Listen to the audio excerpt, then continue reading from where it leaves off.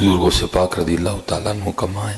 बुजुर्गों से पाक फरमाते कई साल मैंने बगदाद के जंगलों में इस तरह गुजारे कि ना कोई मुझे जानता था ना मैं किसी को जानता था। फरमाते मैंने खुद को इतना गुमनाम कर दिया, न कोई मुझे जानता था न। इसलिए कि हुजूर आपके मुजाहिदों की इब्तिदा क्या थी? आपने फरमाया मेरे मुजाहिदों की इब्तिदा ये थी कि इब्तिदा में मैं हर रात एक पाँव पे खड़ा होकर कुरान करीम तिलावत किया करता था। फिर एक वो भी वक्त आया जब आप फरमाते मैंने 40 साल इशा के वुज़ू से नमाज फजर अदा किए थे।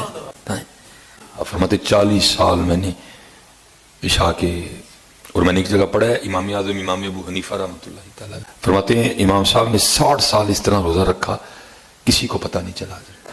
60 साल तक इमाम साहब ने इस तरह रोज़ा रखा कि किसी को पता नहीं चला। सैयदना गौसे आजम फरमाते हैं मैंने 40 साल इशा के वुज़ू से फजर पढ़ी।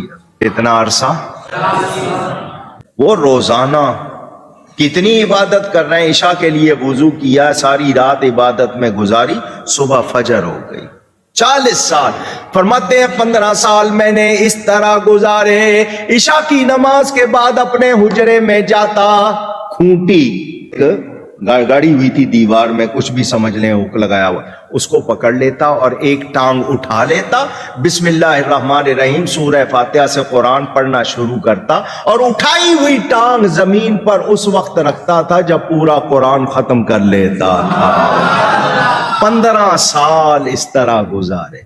25 साल जंगलों में, 40 साल इशा के वुज़ू से फजर, और 15 साल 80 दिन तक आपका भूखा रहकर इबादतें करना साबित है।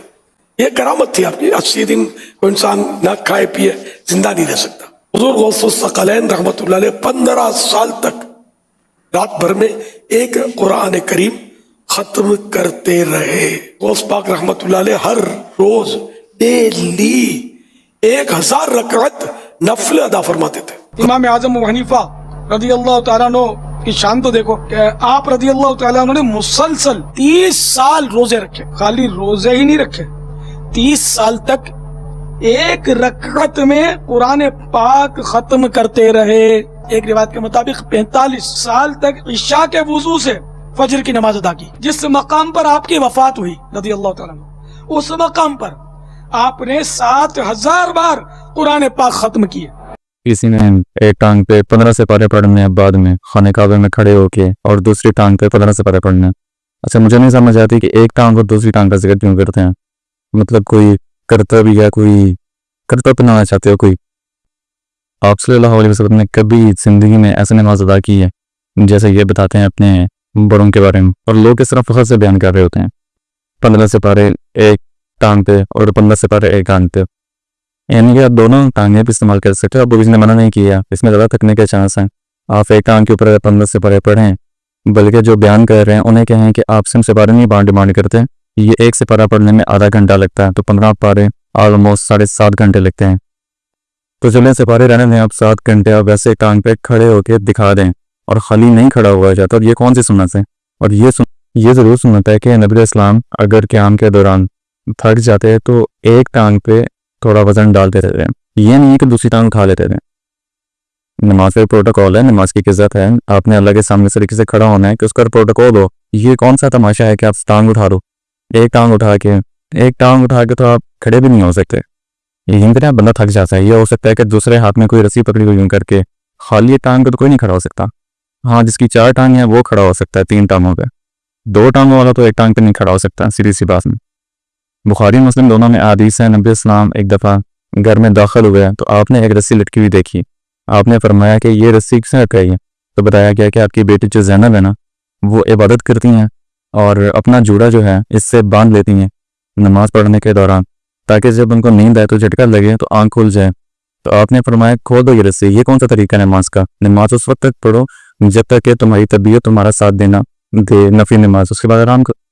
अल्लाह के नबी अलैहिस्सलाम ने वो रस्सियाँ भी खुलवा दी हैं, अपनी बेटी की रस्सी। ये बुखारी मुस्लिम दोनों में है कि जो उन्होंने अपना जूड़ा बांधने के लिए लटकाई हुई थी कि मुझे झटका लगे तो मैं दोबारा नमाज शुरू कर दूँ।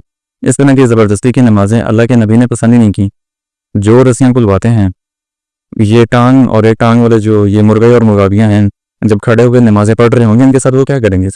मौला अलैहिस्सलाम के बारे में कहा जाता है कि वो घोड़े के ग्राउंड में पाँव रखते हुए कुरान शुरू करते और दूसरी रकात तक पाँव लेकर जाते تو قرآن کی تلاوت مکمل کر لیتے ہوں گے، 3 دفعہ سورہ اخلاص پڑھتے ہوں گے. باقی تو یہ پاسبلٹی نہیں ہے اس طریقے سے، نہ نبی علیہ السلام نے اس چیز کی اجازت دی ہے، نہ آپ نے کوئی ایسا معجزہ کر کے دکھایا. ایسی کوئی بات نہیں ہے. اس کے علور بخاری مسلم میں ملتا ہے کہ تم میں سے کسی کی استطاعت ہے کہ وہ ایک رات میں تہائی قرآن پڑھ دے. صحابہ نے کہا کہ کون اس کی استطاعت رکھے گا؟ تو آپ نے فرمایا کہ سورہ اخلاص پڑھ لو، یہ تہائی قرآن کے برابر. تو وہ تہائی قرآن کے برابر سورہ اخلاص ہیں. تو اس میں یہ آج بھی ممکن ہے کہ آپ ایک رکعت میں پاؤں رکھیں اور دوسرے میں رکھنے سے پہلے آپ ادھر قرآن کا ثواب حاصل کر لیں 3 دفعہ سورہ اخلاص پڑھ کے. پھر بخاری مسلم میں وہ حدیث ہے کہ جو 3 اصحاب غیر موجودگی میں نبی علیہ السلام کی ازواج کے پاس پردے میں آ کے حضور کے معاملات پوچھتے ہیں. نبی علیہ السلام تو نارمل زندگی گزار رہے تھے، آپ رات کو سوتے بھی تھے، آپ نفلی روزہ بھی رکھتے تھے، نہیں بھی رکھتے تھے. تو بخاری مسلم کے الفاظ ہے کہ انہوں نے نبی علیہ السلام کی عبادت کو ہلکا جانا اور پھر آپس میں گفتگو کرتے ہوئے کہا کہ اللہ کے نبی تو بخشے ہیں، ان کو کیا ضرورت ہے. ایک نے کہا کہ میں پوری زندگی شادی نہیں کروں گا، صرف اللہ کروں گا. دوسرے نے کہا کہ میں روزانہ روزہ رکھوں گا، اور تیسرے نے کہا کہ میں روزانہ پوری رات جاگا کروں گا. تو یہ کہتے ہیں کہ 40 سال عشاء کے وضو سے نمازیں پڑھی. تو یہ چلے گئے، یہ باتیں کر کے وہ چلے گئے. جب یہاں سے وہ نبی اسلام کی زوجہ محترمہ جو تھی انہوں نے سن لیا، اور جب حضور واپس آئے تو انہوں نے کہا کہ آپ کے صحابہ آئے تھے اور یہ دعوے کر کے گئے ہیں کہ ایک نے کہا کہ میں شادی نہیں کروں گا اور ایک نے کہا کہ میں ساری زندگی روزے رکھوں گا. تو آپ صلی اللہ علیہ وسلم نے فرمایا کہ بلاؤ ان کو. بلایا گیا. آپ نے فرمایا کہ اللہ کی قسم میں تم سے زیادہ اللہ کا تقوی رکھتا ہوں. یہ پہلا جملہ ہے، یہ بہت بڑا جملہ تھا کہ تم تقوی اور نیکوکاری یہ سمجھتے ہو کہ یہ حرکتیں کرو گے اور مجھ سے زیادہ نیک ہو جاؤ گے. مجھ سے زیادہ کوئی نیک ہو سکتا ہے؟ میں اللہ کا پیغمبر ہوں، میں تم سے زیادہ تقوی رکھتا ہوں. میں نفلی روزے رکھتا ہوں اور چھوڑ بھی لیتا ہوں، میں رات کو آرام بھی کرتا ہوں، اٹھ کے نماز بھی پڑھتا ہوں، یعنی کہ ایک نارمل لائف گزار رہا ہوں. اور میں نے بیویاں بھی رکھی ہوئی ہیں، نکاح کیے ہوئے ہیں. پھر آپ نے فرمایا کہ جس نے میری سنت کو چھوڑا، اس میں کہا گیا کہ آپ نے تینوں چیزوں کے بارے میں کہا گیا کہ جس نے میری طریقے کو چھوڑ دیا، یعنی میرے طریقے پہ تینوں چیزیں نکاح کرنا چھوڑ دیا، یا اس نے روزانہ جاگنا شروع کر دیا، عشاء کے وضو سے نماز پڑھنا شروع کر دی فجر تک، اس طرح سے وہ فارغ ہے. وہ ایک بازی کا ہو سکتا ہے، وہ ایک کرتب دکھانے والا ہو سکتا ہے کہ جو ایک ٹانگ پہ کھڑے ہو کے 15 سپارے پڑھ سکتا ہے.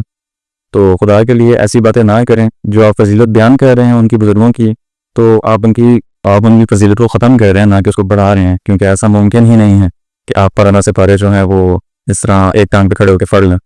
چلو فرض کرو کہ پڑھ دیجیے، ٹھیک ہے، مان دیا کہ پڑھ لیے. اب 15 سپارے پڑھنے میں کم از کم 7 ساڑھے 7 گھنٹے لگتے ہیں. اب اگر ظہر سے لے کے یا اب اگر عصر سے لے کے مغرب تک کے درمیان کا ٹائم کاؤنٹ کیا جائے تو عصر شروع کرو گے تو 7 گھنٹے لگاؤ کے جب 15 سپارے پڑھنے میں، اور 7 گھنٹے کا اگلے 15 سپارے پڑھنے ہیں. اس میں تو عصر مغرب چھوڑ کے تو عشاء ہو جائے گی، نماز قضا ہو جائے گی. ایسا ممکن ہی نہیں. تو آپ صلی اللہ علیہ وسلم نے منع فرمایا اور اتنے سخت الفاظ میں کہا ہے کہ جو ایسا کرے گا کہ ساری زندگی روزے رکھے گا، یا پھر ساری رات عبادت کرے گا، جو ساری رات جاگے گا، یا پھر جو شادی نہیں کرے گا، تو آپ صلی اللہ علیہ وسلم نے کہا کہ وہ ہم میں سے ہے ہی، تو اس کا ہم سے کوئی تعلق ہی نہیں ہے. تو عبادت اگر آپ سے زیادہ بڑھ بھی جائے اس طرح کر کے، اگر آپ خود کو اتنا لمبا کھینچ رہے تو یہ الٹا گناہ ہوگا، ثواب نہیں ہوگا.